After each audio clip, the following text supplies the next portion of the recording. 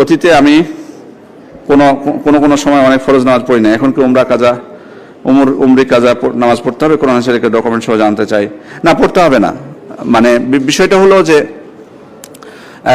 আপনি তওবা করবেন, একনিষ্ঠভাবে তওবা করবেন ইনশাল্লাহ, সেটাই যথেষ্ট হবে। কারণ বিষয় হলো, বিশেষ করে যদি আপনি একেবারেই সালাতের মধ্যে না থাকেন, এমন অবস্থা যদি হয় একেবারেই সালাতের মধ্যে না থাকেন, তাহলে তো আসলে ইসলামের মধ্যে ছিলেন কিনা সেটাই সন্দেহ। তাহলে তো আপনার কাজা হবে কি করে? আর কাজা সালাত আসলে কখন, কাজাটা আসলে কখন? কাজার বিধানটা আল্লাহ রাসূল সাল্লাল্লাহু আলাইহি ওয়াসাল্লাম কি বলছেন, যে মান নামা আন সালাতিন আও নাসিহা ফালিউসাল্লিহা ইযা যাকারহা। যে ব্যক্তি ঘুমিয়ে গেল অথবা ভুলে গেল, তখন ঘুম থেকে যখন জাগবে বা স্মরণ হবে তখনই সালাতটা পড়ে নেবে। তাহলে মানে ভুলে গেছেন অথবা ঘুমিয়ে গেছেন, এটার জন্য কাজা। আর আমি ইচ্ছা করে ছেড়ে দিয়েছি, ইচ্ছা করে সালাত ছেড়ে দিয়েছি, তাহলে এটার কাজা নেই। বরং অনেক উলামা ইকরামের মতে এক ওয়াক্ত সালাত ইচ্ছা করে ছেড়ে দিলেও সে তার ইসলাম চলে যাবে, ঈমান থাকবে না।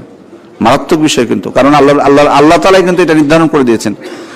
আল্লাহ রাসূল সাল্লাল্লাহু আলাইহি ওয়াসাল্লাম স্পষ্ট বলেছেন, ফামান তারাকাহা ফাকাদ কাফারা। যে ব্যক্তি এটা পরিত্যাগ করলো সে কাফের হয়ে গেল। আল আহাদুল্লাযী বাইনানা ওয়া বাইনাহুম আস-সালাহ ফামান তারাকাহা ফাকাদ কাফারা।